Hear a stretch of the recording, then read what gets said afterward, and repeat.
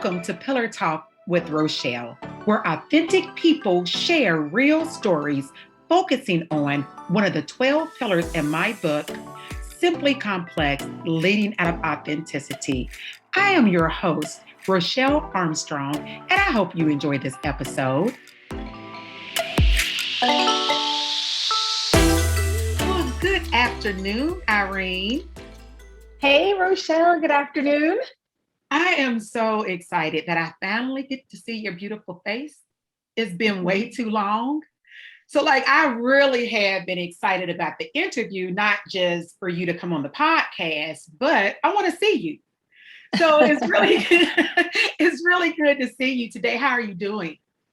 I'm doing good, my friend. As you can see, I'm in my fall colors. I woke up this morning and I was like, ooh, I'm always asking Alexa, what's the weather outside? Because I'm obsessed with the weather this time of year. And I'm like, what's the weather? I'm like, oh, I can break out my rust colors sweater. So very pretty. I'm good. It's chilly. Thank you. It's chilly outside, but I'm warm inside and, it's sunny. So yes, it's cold, but sunny. I like that. But this is my type of weather. Autumn, fall, favorite season. Like you said, I love all things fall. I love your color. I don't have my fall colors yet. But I love pumpkin spice everything, pumpkin muffins from Panera Bread, pumpkin lattes. I like the leaves changing colors, the smell of fall. And it's interesting because the fall is known for things dying and spring, like things blossoming. So I don't know what that says about me. Oh, that's funny because I never thought about that. I'm weird. I think about those sort of things. Well, Irene, I would like to give our listeners a little context about our relationship, but then I want you to share a little bit about yourself. So I'm going to go ahead and put a disclaimer out. If you've seen my highlight video or if you listened to the highlight podcast, I talked about my dog, Max. So he's under the desk today. And I don't want him barking at the mail person, so I'll let him in my office. So if he gets barking, you all please ignore it because you know what? I don't have time for Max today. We're doing this interview, Irene. And so, okay, so a little background information around how I know the amazing Irene, and I mean that sincerely. So we used to work together. But I don't know if I've ever said this to you, Irene, and probably I have. I'm pretty expressive, but she's someone I really admire. So she used to be one of the facilitators. And interestingly enough, I don't think you really facilitated many of my classes when I was a frontline leader. I don't think so. No, but your reputation preceded you. And whenever I would see you in passing or we had interactions, you're just always so kind, always so jovial, always have a smile on your face. Well, some years down the road, you had moved on, promoted in another position, and I end up being in the same role you were in, which was such an honor, right? So if you kind of admire or look up to someone and you're following their career path, then now I'm finally in this role. It was like, yay. Then I end up supporting your team. So the irony in that, and the thing I'm going to say about Irene in terms of a person of integrity is what you see is what you get. And she makes me feel special in the sense that the same exact way she treated me when we worked together is the same exact way she treats me when I left that company. And for me, that's worth mentioning because some people, to protect their image or whatever the case may be, they would try to disassociate from you. And so the thing I absolutely love about her is she was 100% supportive of me in corporate America. But she has been just as supportive of me as an entrepreneur. So I just want to take this moment to say thank you. Oh, you're sweet, Rochelle. You're gonna make me cry. No. You look too pretty. Don't mess up that makeup, lady. So now that I've given the background about our connection, why don't you just share with our audience a little bit about yourself? All right. So, how much do you want me to share? As little or as much as you would like. Okay. So my name is Irene Justiniano, but if you speak Spanish, I prefer Irene. And so Justiniano is my married name. Martinez is my maiden name, right? So I know today we're talking about identity. So that's part of it, right? So I live in Louisville, but I'm originally from the Caribbean island of Puerto Rico, which is a small island.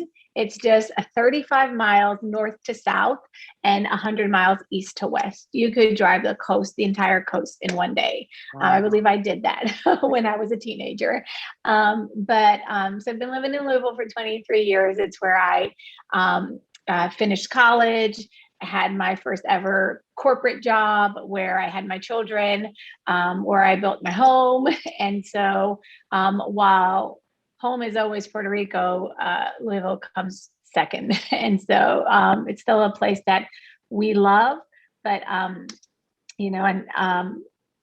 I don't think I'd move anywhere else. Honestly, if I moved anywhere, it'd be back home to Puerto Rico. But yeah, but been living here, have two children, both boys. The oldest is 22 and getting ready to complete his master's program at Bellarmine University, and a soccer player. He's a Division I soccer player. So got an athlete in the midst. And the youngest is 15 years old, and he's also playing soccer. What else can I say? I'm very active in my church. And so I actually lead the life group ministry in my church. And I attend a bilingual church. So I'm bilingual, English and Spanish. And so I serve as an interpreter and a translator, live interpretation, written translation. And I love to work out. I love to eat.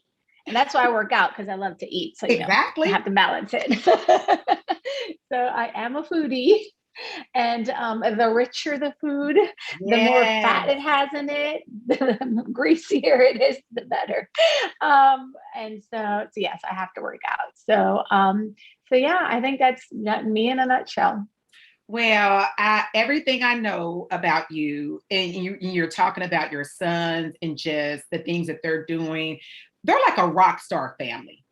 I'm just being honest with you all. Like, they are, like, her and her husband, they're like pillars in the community. Their kids are doing amazing. Like, they just have it going on. And so, one of the things I was telling Irene, I'm not sure when her actual podcast would air, but as we're recording, this is National, what is it, Irene? Hispanic Heritage Month. It's long. Yeah. I don't want to mess it up. But what better representation and role model than Irene Justiniano? And so the pillar we're going to focus on is identity, right? Yes. So what I ask you to do is you paint the picture. Like, I'll ask the questions based on what I hear you sharing, but typically I'll just ask, like, how has that pillar shaped you negatively and or positively? And if you want to go back to childhood, if you want to talk about like who you are today, you're in control. You tell your story. So just help us by painting a picture of how you're going to speak to us about your identity today. Sure. So I think it could be a little bit of everything, Rochelle, because I know that, first, identity is such a heavy and complex word, right? And so depending on the person you're talking to, depending sometimes even the season of their life, that might be what their identity is, right, wrong, or indifferent. So I think, though, definitely I have lots to say about my identity in my childhood. That has shaped me a great deal. And my identity, in the workplace, my identity in this country, moving here, from Puerto Rico, and just the culture shock, but then also just kind of like some of the things that I've learned along the way, like, to me, importantly, like identity theft, but not the kind you're thinking about cybersecurity. There's a different kind of identity theft that I have experienced as a Hispanic or a Latina living, stateside. So we can go in all those directions, Ms. Rochelle. Okay, so which direction are you going to take us in today? Let me help probe you. because sometimes I Yes, don't please. like to probe and lead people, but maybe out of my own personal curiosity, I assume a lot of people we have in common, like mutual acquaintances or colleagues, they're going to hear this. And so sometimes what I'll tell guests is, why don't you share some things that really other people would never know about you? And so, like, some of the things, we know you're married to Luis. We know that you have two boys. We know you're proud of your heritage, et cetera, et cetera. So as we're focusing on your identity, if you're comfortable, why don't you unlayer or reveal some parts of you that we don't know about? Ooh, okay. Yes, yes, we can definitely do that. So oh gosh, I mean, where do I start? Okay, so most people don't know this. Now, Rochelle, to you, it may not be new though, right? For your listeners to know, because you and I, like you said, we have a personal relationship. We had a professional relationship, right, prior to you becoming an entrepreneur. So some of this you may already know, but so, I come from a family of 5. And so one thing to know, I already mentioned I'm from Puerto Rico, but in my time living here in the United States, most people don't really know what that really means. And they also don't understand just the diversity that exists within the Puerto Rican people. And so I experienced that diversity within my family. My mom is very fair skinned, very light skinned. She has green eyes. So she has more of that European Spaniard, look, whereas my dad was more native looking. And that's one of the things that, people who don't know anything about Puerto Rico don't understand, that the Puerto Rican people come from 3 main ethnicities. And so you've got the Europeans, right? The Spaniards who colonized the island. You have the native Tainos. Those were the Indians, the native people on the island, were the Taino Indians, and then we had the Spaniards brought African slaves in with them, and so our heritage and our culture is very mixed. And so within my family, within my 5 siblings, we're all a different color, ranging from a light shade of brown to a darker shade of brown, and that's just like the mixture of my family. So one of them, and I've shared this with you, one of the biggest things I deal with here is just the people questioning me when I say I'm a Latina. And I'm like, oh no, really, you are? Right? Because I'm not brown enough to be a Latina or brown at all. So I'm just like, well, my 2 sisters took all the color in the family. What can I say? If I had a say in it, I would have liked a little more color, but hey, I didn't get it. So a lot of people don't know that I actually struggle with that. I struggle with being validated as the Hispanic woman that I am, with all my passion in all my culture. And when people see me, they don't necessarily see that, but it is such a big part of who I am.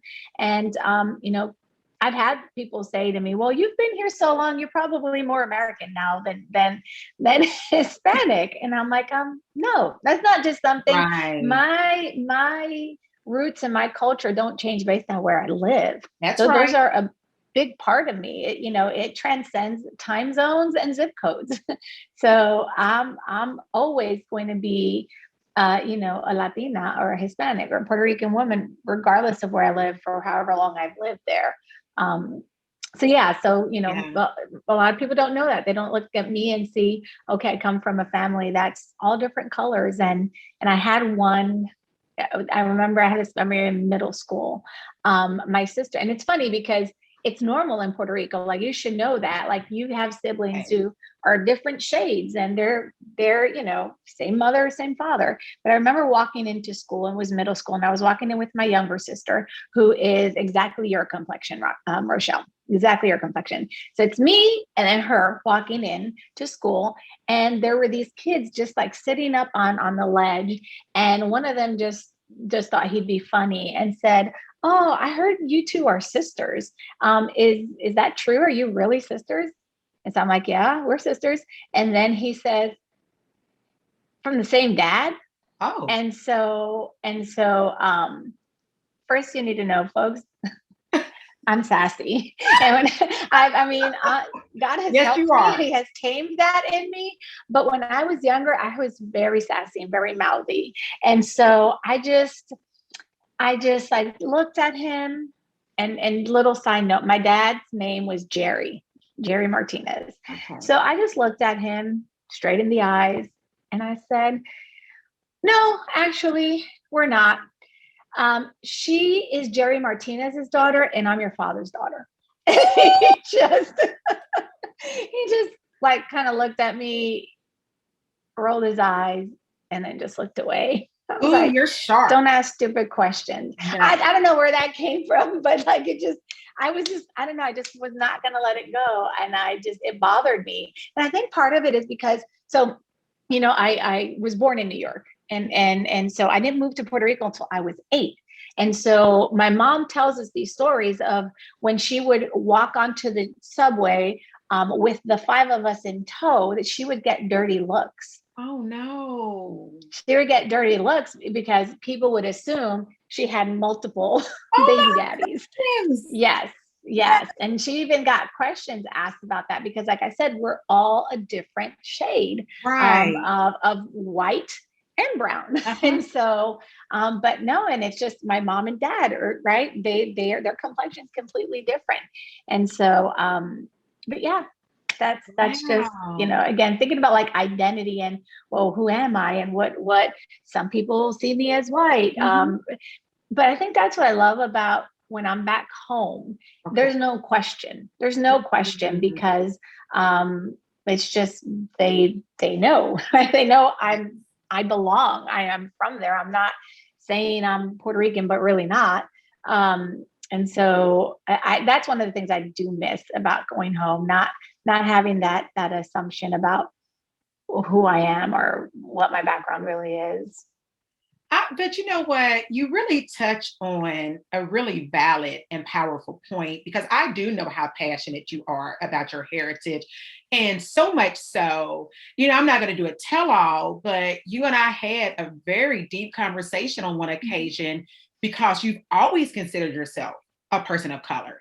And I think, and I may be making an assumption here, but you may have been a little offended that when this panel or this communication was happening, you almost felt like you were excluded when person of color was disassociated or disconnected. I'm being intentional because I don't know how much you want to share. So even how I'm trying to speak to it, I'm kind of speaking around it, if you will. No, but if I didn't know before, I knew then that it mattered to you. And you even asked me, like, if I was walking down the street, like, would you think that I was Hispanic or would you think that I'm white? And I was like, yeah, I will think that you're white. And again, it just ended up being a really deep conversation that now something you said when I go back home, it's not a question. Like, I don't have to deal with that. And I wonder what that would feel like for me. So because we can talk deep, Irene, when I look at like movies, and have you seen the movie In the Heights? It's on my list. I haven't got, and I so want to see it, but I haven't seen it yet because I haven't been watching a lot of TV. It got criticized because it didn't show enough dark skin or I did hear that. Yeah, Afrocentric. Yeah.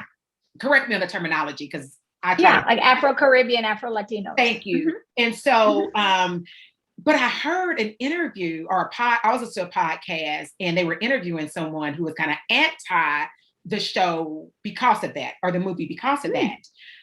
The only thing I didn't like about the criticism is I was really looking forward to seeing the movie, and I heard the criticism before watching the movie. Now I still watched it, but guess what I thought about the whole time I was watching the movie? Is that part of it. But also it meant so much to her because representation matters. Yeah. And so that's where I'm kind of leading to, like, if I'm watching a movie, it's not until more present day that I feel like Black people, Black women more specifically, are seen as more pretty or beautiful, because before now, I feel like Black women are in now. Okay. Like at one time, like we were not looked at as the most beautiful of women, and we were kind of put down for our looks, our features. And I wonder, when I heard you say, but when I go home, I don't deal with that, is if I visit whatever country in Africa, would I feel at home? Like, where can I go that if all the images look more like me, how much more pride I would have? Then I'm like you. I have a lot of pride in me being an African American woman and Black. Like you don't have to be technical with the term. So I'm a Black woman, but it's not until more recently, within the past few years, that I look at shows or movies and literally like, oh my gosh, she's so beautiful. Like looking at Black women or their hair, like the different shades, and oh my God, they're so beautiful, because representation does matter. And so when I hear you say, like, it's nice to go back home, because what I'm hearing essentially is I get to just be me and I'm not questioned. Yes. And so I'm hearing some of the negative effects that this has had on your identity. Can you think of a more specific example? Like you gave a great one, I felt like, when the guy questioned you and your sister having the same dad. And that's when you were a little younger, right? Yes, it was when I was younger. So now that you're older, I'm just curious, and maybe even in the workplace, like what have you experienced in terms of baby being mistaken for white? Yeah. And maybe like they have said disrespectful things about Hispanics, or like, do you have any stories to share around that? Yes. So I do have two. So remember earlier I said, so I'll share this one first, and then I'll talk about one that's negative, because this one, it wasn't intentional, and it was actually fairly recent. It was as recent as last year. I had somebody who I work with who, somebody who I respect and I know respects me, and we have a great relationship. But this person said to me, we were in the middle of a conversation, and I can't recall exactly what it was, because honestly, after the statement he made, which I'll get ready to share with you, I just like everything else just blurred. But the statement was, "Oh, I forgot you're Hispanic." Ouch. Yes. So remember when I said identity theft? So I have felt so many times that my identity as a Hispanic person has been taken away from me by somebody else, just because I don't fit the mold of what people, frankly, here in the United States think a Hispanic should look like. So again, if you stand my sisters, my older sister who passed away, but her and then my younger sister next to me, you wouldn't think we were sisters. You wouldn't think we were related. But again, we are. So I don't look like them, right? I don't have that same complexion. And let's be honest too, I don't have an accent, right? Yeah. My English is polished. And so so many times that has been the thing to me, that I'm like, I'm not less of a Latina because my pigmentation is lighter. I'm not less of a Latina because my English is quote unquote good or whatever. I'm not less of a Latina because I don't have the job you think I should have as a Latina. So that's one that honestly really, really hit me, because nobody had ever said to me, "Oh, I forgot you're Hispanic." That's like me telling you, Rochelle, "Oh, I forgot you're Black." Don't you do that. But you know not to do that, right? Yes. So let me ask you a question about that before you go on to your next example. As my friend, when I heard you say that, I know how it made me feel inside. Explain that emotion. What did it make you feel like when this person you respect and may consider a friend, I don't know, what did that make you feel like, Irene? So it hurt me, because it to me, the way I felt, and again, I'm not gonna say I don't think, I know this person didn't mean any, right? It was not intentional. It was not anything backhanded. It was just a literal, because again, you're looking at me, you're hearing me, and you're thinking, okay, I'm just any other person, not necessarily a Hispanic woman. And so, but what I felt was, I felt hurt. Yeah. And I felt unseen. I Mm. felt unseen and also a little bit unheard because I talk all the time about Puerto Rico. I talk all the time about, being Hispanic. I try, I'm an educator at heart. So I try to educate people because another thing is getting lumped in with all the other, Latin American countries, which is a big deal for me too. It's not just about people thinking I'm white, but also people when they say I'm Hispanic, assuming, right, that I'm Mexican. Correct. And there's nothing wrong with that. I love me, my Mexican, right, friends and what have you. And so it's not about that. It's a matter of, again, our pillar identity, right?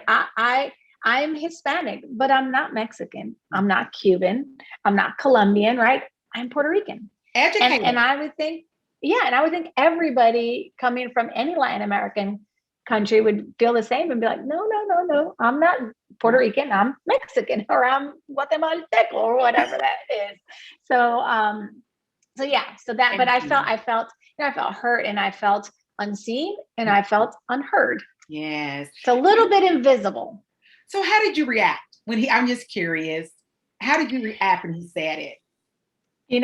Just like I said earlier, I'm very saucy and sassy, but God has worked in me throughout my life to be more Christ-like. And so I just smiled, I just kind of chuckled and said, well, yeah, but I'm not. I am Latina, so I am Hispanic, and that's important to me. Yeah. And the person didn't say anything. And again, it's also kind of one of those where it's a work situation, so you don't want to, I was just like, whatever, right? Because again, I was like, I know he doesn't mean anything by it. It wasn't meant as an insult. Choose your battles, right? Yes. Like in that moment, and I don't know about you, but a lot of times I have what's called a delayed reaction. Oh, yes. Sometimes you're just surprised at what people say. So in the moment, you really don't say anything or even address it. But as you stated, being an educator, and I would like to consider myself an educator and a student, like we're lifetime learners. Oh, yeah. And what I would say about that is because language does matter. Now, I've heard people get frustrated. Like, oh my God, we use all these politically correct terms. If I say this, I'm going to be, no. All I'm asking people that we care about, and when we're working with people, when we're just doing life with people, is just to be aware that just because we live in your dominant culture, don't mean that a subculture comes within that dominant culture that needs to be respected. And so sometimes it's just being interested in the people who you are doing life with and asking, so I've heard, you are Hispanic, but what does that mean? Because if you've only lived in America and you've only lived in a particular region and you haven't been exposed to like other countries and other cultures, you just assume at one time that everyone who's Hispanic is Mexican. Yeah. Everyone who's Asian is Chinese. Everyone who is Black is African. But even in Africa, I hear, because again, I'm not from Africa, but I hear that they, like their tribe they come back from, and like things like that matters.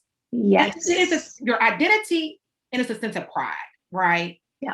Yeah. And so I just think you got to get more curious. I think that you don't know what you don't know. So you don't want to berate anyone or make them feel ashamed for saying something incorrectly. But then I think, and you and I both know about biases, conscious and unconscious. Oh, so what I kind of heard when he said that is an unconscious bias, because he was making a perception or a stereotype about what he believes about Hispanic people, which is why he forgot based on your proper English, your fair skin, whatever assumption. So we're not criticizing for that, but we can't educate. But maybe that was the moment, right? Absolutely. Yep. Right on. All right. So you got another example. Do share. Yes. So this was so speaking of, right, you hit on something really important, which was depending on where you live, that determines the kind of people you've been exposed to, and people from around the world. Again, reminding, I'm in Louisville, Kentucky. And when I moved here in 1998, the vast majority of the Hispanic population which was much smaller than it is today, 23 years later, was Mexican and of Cuban, descent. So that was the majority of the people that were here. Rarely ever did I meet another Puerto Rican. Now there are many more, which I'm excited about, but there are also more people from South America and from Central America and from the Caribbean, like Cuba and the Dominican Republic. But so again, backtracking back to 1998, when I was at the place of my employment at that time, there was this one guy who just, he was harassing me. He was harassing me because he would constantly make comments to me. He would constantly try to come up and talk to me. And on one occasion, I was sitting in the break room getting ready to have my lunch. And so he just pops his head over me and says, "Ooh, what you got there? Burritos and tacos?" What? Because he knew I was Hispanic, right? And so again, going back to that perception that, oh, she's Hispanic, so I guess what she eats is burritos and tacos. And so that was one instance. There was another time where I was hopping into the elevator, and then as the elevators were closing, he was like, "You have a good night, mamacita." Oh. Mm-hmm. And you know I'm expressive, so I'm reacting to everything you say. It's a good thing the elevator closed. Right? Because no, I'm not your mamacita. No, we're not even friends. Not at all. I don't even really know you. And so for him to just say mamacita, I was just like, no. In those two examples, so when I think about the three that you shared, the first one I think was really subconsciously. I think it was an unconscious thing that he said. I agree. Realizing. The other two, I'm going to kind of argue those. I think it was just flat out disrespect. Like I kind of think, the one to say, "Oh, what are you eating, burritos?" or, mamacita, and we don't have that connection. So how I can relate to that as a Black person is if a white person calls me sister, like just automatically, "Hey, sister," or if they, I don't know, just use a slang or just language that typically we would speak in our culture. It feels, if we don't have that relationship, let me be very clear, because if you have that relationship, for me, it's a safe space. Nobody's using the N word, okay? That's not acceptable. But if you are of a different race or ethnicity, and we have that relationship, it is a part of our language, then that's absolutely fine. But like you said, you didn't know these guys. And for them to say those things to you is just so disrespectful. And so, well, the burrito taco guy was the same guy who said mamacita. Are you serious? It was the same guy. Yep, it was the same guy. That's okay. We know what that is, right?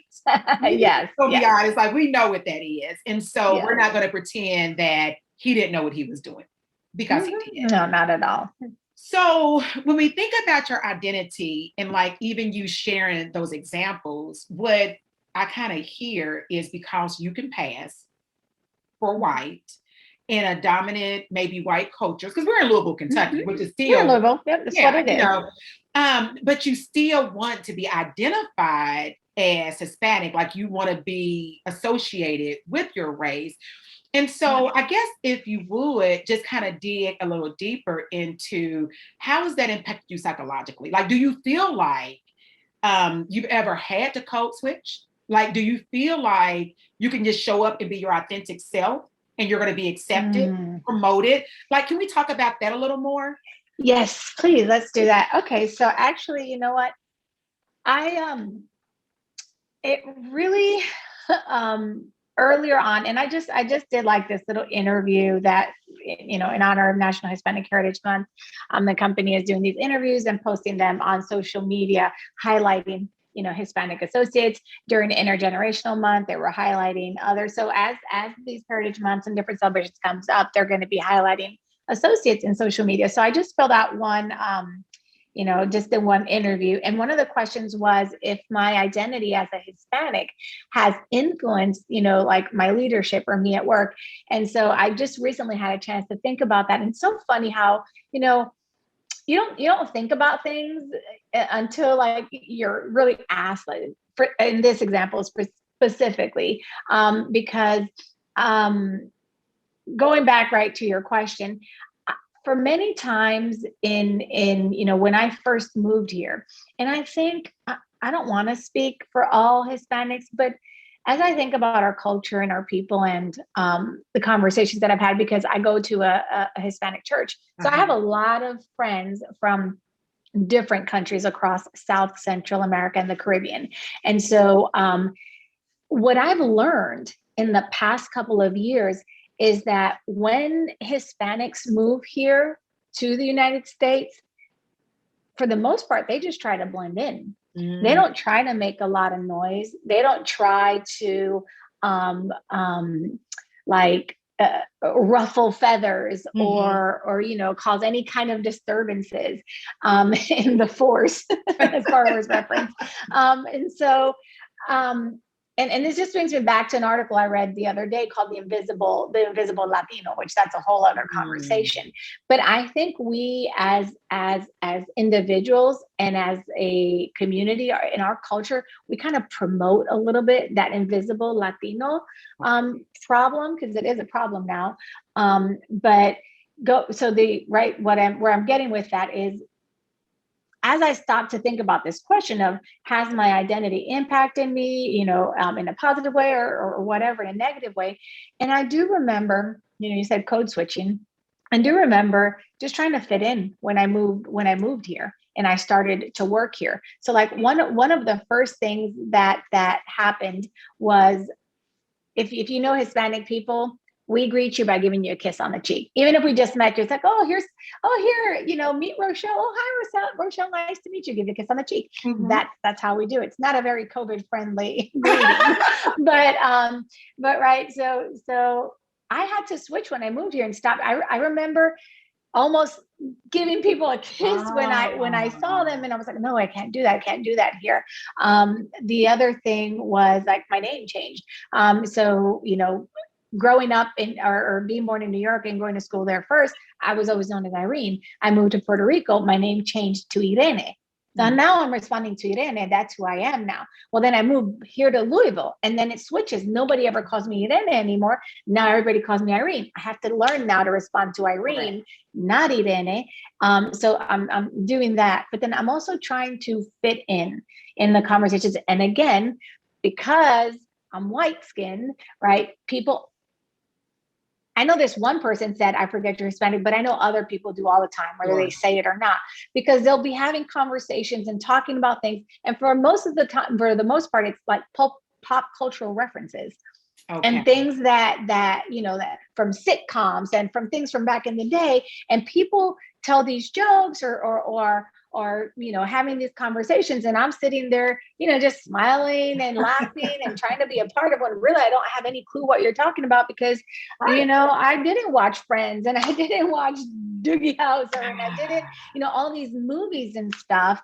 And I remember and I stopped saying, what's this, what's that, and asking, because I had people look at me in the middle of conversation and be like, you've never heard of blah, blah, blah, or you don't know what blah song is. And in my mind, and at the time I didn't say it, right? Because my emotional intelligence was not as mature as it is now.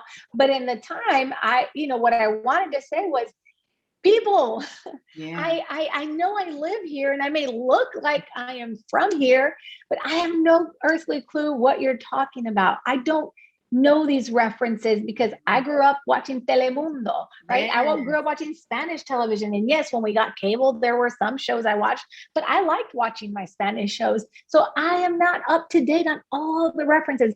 But you know what? Like everything in life, where you take the good out of it is, I am more empathetic now towards people in our workplace who are up from because we have a lot of, Asian people in our company, from all across Asia. Absolutely. And so I don't look at them and assume, okay, what this is. And some of them may, right? So, but I try to stay away from those kinds of references, because I know for me personally, I was like, I didn't feel a part of the conversation, but I felt like I was faking it. I was smiling and laughing and nodding my head, because I didn't want to deal with the questions anymore of, oh, you don't know what that is. Like I fell from Mars. Like, no, I don't know what it is. I mean, no, I don't. So, Irene, one of the things I just love about you is, for me, you are authentic in the sense that you're being honest about this. And that, like, I've already felt like we have a natural connection and like we just get each other, but I never knew that you went through this. So I appreciate you really sharing your story, because I remember feeling like that. And I remember like I would go to lunch and typically, and maybe the same for you, I was probably the only Black. And people, and in most cases, for what it's worth, I had seen some of those shows or movies, but what I would do is I wouldn't share other predominantly Black shows or movies for two reasons. One, in fear they wouldn't know what I'm talking about, but two, I would have to explain. So like we could just talk about the Hunger Games, or we could just talk about Divergent, or we could just talk about Forrest Gump or the Titanic, and we could just talk about it. But if I wanted to mention like a predominantly Black movie that I want to talk about, and part of it's from past experience. So what I kind of learned about myself, when I thought I wasn't being authentic, no, I tried to be authentically who I was. But because either I got questioned or I always had to explain myself, it became exhausting. So then I would just show up and I would just talk about what you wanted to talk about. But on one of the pillar tips I share from pillar one, and this is not mine, I actually got it from an Asian guy that kind of looked at me as his Black mom. But he said, when I care about people, I'm interested in what they're interested about. And I remember at a workshop at Humana talking about diversity, and a leader had spoke up and she was just asking like different people in the session, like, what do you do to make your people feel inclusive? And they were like sharing practical things, kind of superficial. And I shared that and she brushed it off.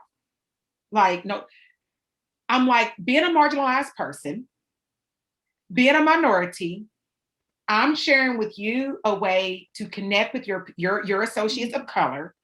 And even with that, she dismissed it. But she didn't realize the power that has. Because what I'm saying is, I don't have to intrude and just feel like you're not going to accept my story if you would express interest in the things that I'm interested in. And you can do that in a really subtle, non-direct way that feels like you're just being fake, but it's just having curiosity. And so again, like I never knew that you had went through that or you had those experiences, but how did it make you feel? You know, I'm all about like, how does it make you feel when you're going through that? Well, you know, like I said, it's if 2020 taught me anything, right, it was about not sitting back quietly on those kinds of things anymore. Because like I said at the beginning, or not, like I said a little bit earlier, we have been conditioned to not speak out on those things. Yeah. And I had an interesting revelation just a few weeks ago, and it was, you know, one of the biggest, I guess, insults, if you will, or forms of aggression that Hispanics get here in the United States is go back to your country. And so, you know, and my son on the school bus was told that once, right? He was born here in Louisville, Kentucky. But my son on the school bus was told, my oldest was told, you know, go back to your country. And then the kids said, go back to Mexico. And so, you know, so sorry. Which is not even where we're from. And so what I learned though, is that, to me, that is why I firmly believe that is why Hispanics don't, they try to fly under the radar. I hear you. And they try to like brush off things that are said to them. They try to blend in, because at the end of the day, it was a decision to come here. See what I'm saying? So we decided to move here. We decided to try to make our life here because it is, right? We have more opportunities, whatever, fill in the blank, whatever reason, any of us who left our home country to come here for whatever reason we came, we have to make it work. And so whatever that looks like, dealing with whatever kind of crap, right, is thrown your way because we chose to be here. And you don't want to hear somebody say, go back to your country, or if you don't like it or you don't fit in, then nobody told you to come here. And I've heard that. I've heard people say that, right? Not directed towards me, thankfully, because I think we'd be having a different conversation. Yes, but so I think that those things, me, where I'm at today is I decided I'm not going to be an invisible Latina anymore. No, I am not, and I don't care if other Hispanics look at me and think, stop it, lower your voice, like stop bringing this up, stop turning on the light in this dark little corner over here. We're good. We can handle it. I don't feel like it anymore. I don't think we should be invisible. No,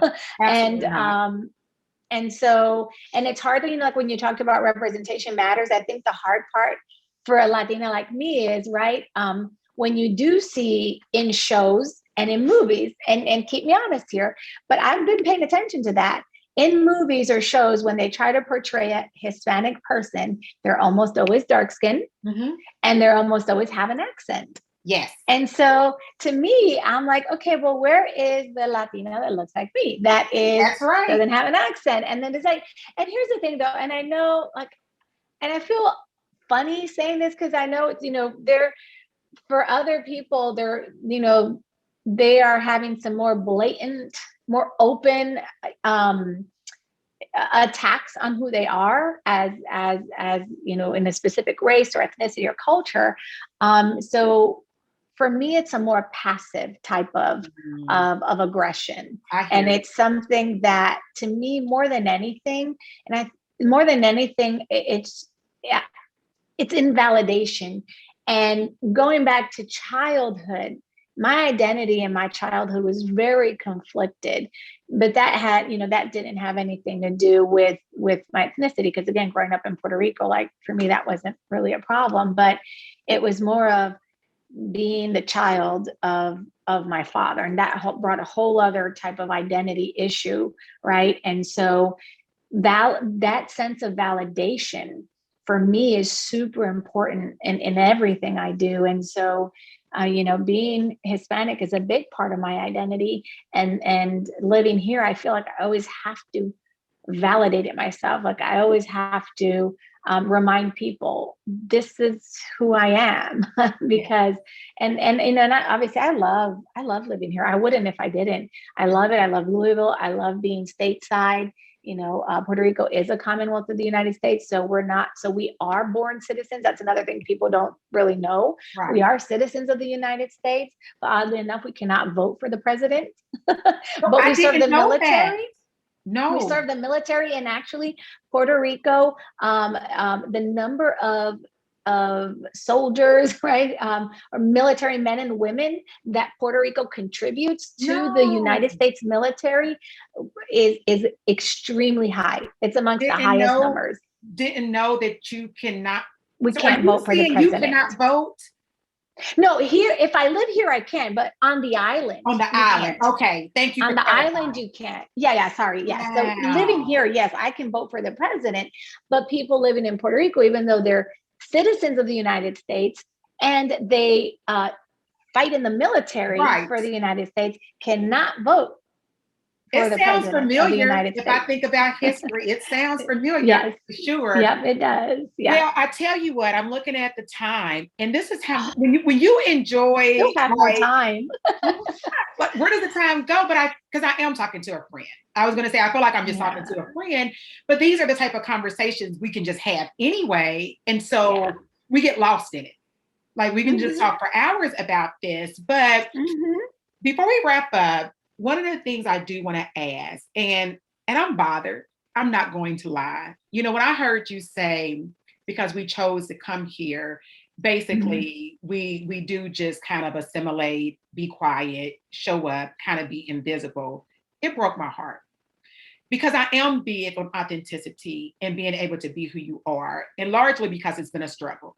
And I feel like you should be able to show up as your authentic self, and your presence it matters. Not because of what if you chose to come here or not because of your race or ethnicity. You are human. Because you are human, you have rights.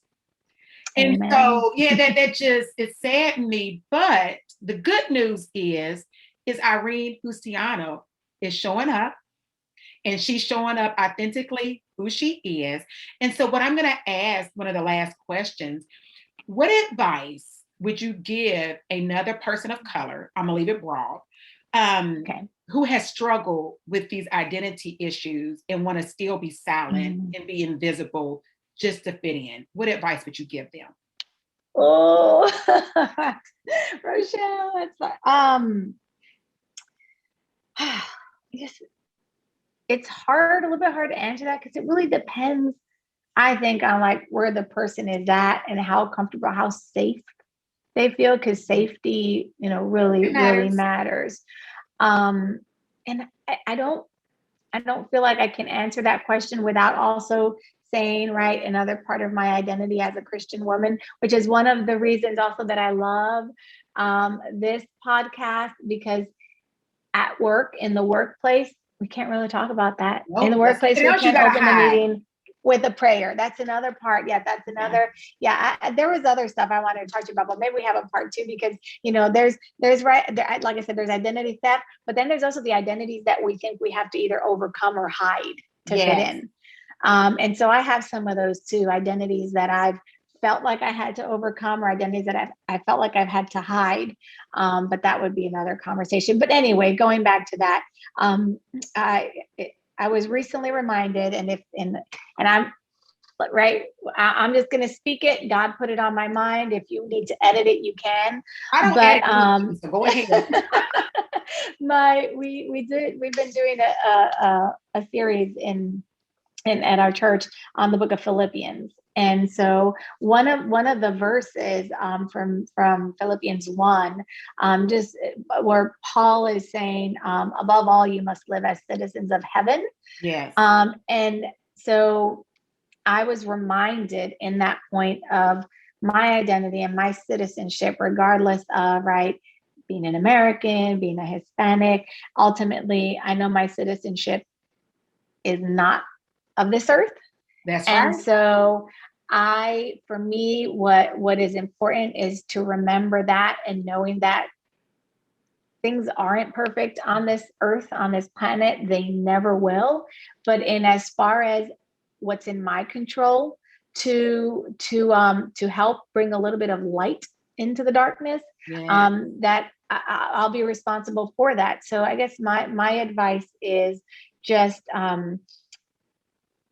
if you feel like you're in a safe place and you feel the safety, and what I mean is obviously, yes, from physical safety, but also if it's in your place of employment, and if you say or do something, it might cost your job. Again, it just really depends on where you're at, but find a way, right? Find a way to speak out, to help educate people. I'm grateful that I've been able to hone and develop some skills that have helped me have crucial conversations with people, have helped me explain when the moment is right, because in the heat of the moment isn't always the time to try to educate somebody. And, right, wrong, or indifferent. Sometimes people's defenses are up so high that all we might do is further agitate them. So I have found it helpful to say, you know what, right now, I am not feeling safe in this conversation, or right now, emotionally, I am not in a place where I can express myself in a manner that's going to facilitate a productive dialogue. So let's just step away and come back to this. And that's what I can control, right? Because maybe later on the person doesn't want to have this conversation with me. Correct. But it's up to me to determine, because I can't control anybody else. I can control me. So if I want to control me and control the outcome of the conversation, then if I'm feeling too saucy right now to have the conversation, maybe I just won't. But my advice is, and again, it's just also, if it's something that that hey, this is really impacting my mental health, my emotional health, my spiritual health, you need to speak up about it. That's right. And at the end of the day, when I have these conversations, I don't go into it with the goal of changing anybody's mind, because we also can't change people's minds, just like we can't control them or motivate them. When I go into these conversations, I go into them with the one goal of speaking my piece, standing up for me, or whatever I believe in, and being able to walk away knowing that whatever else happens, I did my part. At the end of the day, if I can, lay my head to rest knowing I did what was in my power and what was in my ability to help, improve a situation, whether that be a relationship because of, whatever kind of tension, or help educate somebody on something maybe they didn't know that they said or that they did, then what's within my control and my power to make better, that's what I'll focus on. And that's what I'll make my goal. And then that's when I've been able to really lay an issue to rest. Yeah. And that doesn't mean it was solved, right? Because again, it still takes the other person really wanting to understand, really wanting to, improve. But at the end of the day, that's not my responsibility. But if something is powerful enough to stir any kind of emotion in me, then I owe it to myself, depending on the people and relationship, to have the conversation. That was a lot of words, Rochelle. I don't know if I answered your question, but beautifully stated. No, you're so wise. And I was rooting for you. And I was because you have it together, Irene. You are a prolific speaker. You know how to command a room. I've seen you in action. And it was a struggle for you to answer that question. But I was rooting for you. I was getting ready to try to bail you out. And I'm like, no, do it. And so I'm so glad that you took on the challenge and you didn't escape it and you went for it. And you know what I liked about it? It was an honest answer. You didn't try to use clever language or a catchphrase. I just love you. That never comes to me. That, you know what? It's so funny you say that though, Rochelle, because I hear other people speak and I'm like, oh my gosh, I have to learn this. I have to, but it's because I speak from the heart and not the brain. I think that's the problem. No, and stay all these words in my brain. Stay you. That's what makes you authentically you, and you're my ideal guest. It's guests like you I want on my show, because that's what it's all about, is authentic people and real stories. And that's what we got today. And although I typically ask a question to kind of end things on a high note, there is one more question I'm going to ask you. So I'm actually not going to ask that question, because I feel like this is more of an important question to ask for our wrap up.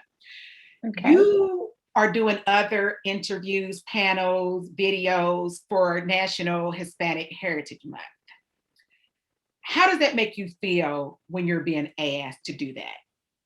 Is that an honor, or how does that make you feel? I don't want to put words in your mouth. Yeah. No. So it's also tricky to answer, because I always, whenever things like this come up, I always wonder is there a hidden agenda, or what's the goal? What's the purpose? Because if it truly is to spotlight this event, if it truly is to celebrate with our Hispanic community, the contributions that we've made that go unnoticed and untalked about, and I know that's not a word, if it's for that purpose, I feel honored. I feel honored, and I feel, privileged to do that. Having said that, right, I do have those moments where I'm like, what is the real intent behind this? Okay. So, and I still do it. You know why? Why? Because whatever anybody else's intent is, I can still make it my own. If you put me in front of the group, if you put me on the stage, if you put me in front of the mic, wherever you're putting me and you're giving me the spotlight, I am going to take advantage of that, and I'm not going to do your agenda. Right? So I'll bring to life what I feel needs to be brought to life. And again, it's just one of those things that I just feel deeply and personally. And as you know, Strengths Finder, my top strength is belief. Yes. And I believe that as an individual, right, I have been given certain skills, certain experience, and certain background that is to help me help others. And if I am given any kind of platform to do that and to represent a certain community, I will represent, and I will represent with my heart outside of my body, even if that comes at the expense of me or my reputation. It's bigger than me. And and I know folks might listen to this. I know maybe some other Hispanics might listen to this and be like, I don't feel that way.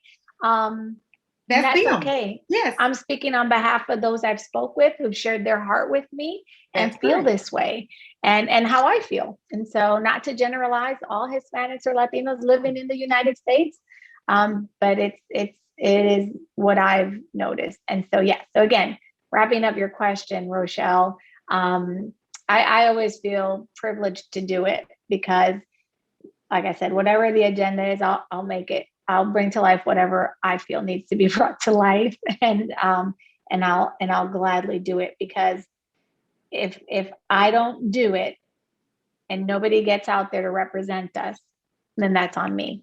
That's right. Well, I think that's a positive note to end on. And so thank you for gracing us with your presence. And I just want to say, Irene Justiniano, continue to lead out of authenticity. Thank you for tuning in to Pillar Talk with Rochelle. Authentic people, real stories. Rochelle Armstrong, leading authentically.